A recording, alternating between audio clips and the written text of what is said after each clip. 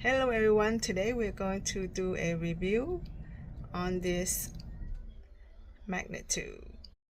Now first we brine it up and let's do that one.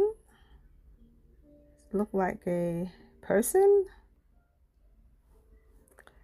And now this one, let's see. Wait a little bit. It looks like an apple core. And this is for diagonal. What do you think? And when you open it up, it have the flat one. And you can use it for your deep French. Just drag it down.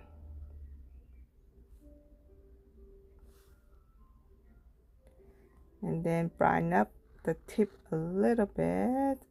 Okay, you see a little black, so brine up a little bit. And there you go, your deep French cat eye. I'm just kind of lazy, so and then you can do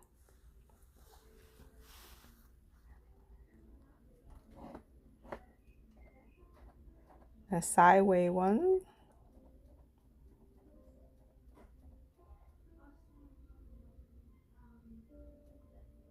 Adjust a little bit.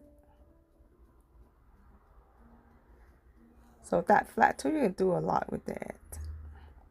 So what do you think? Is it worth it to buy?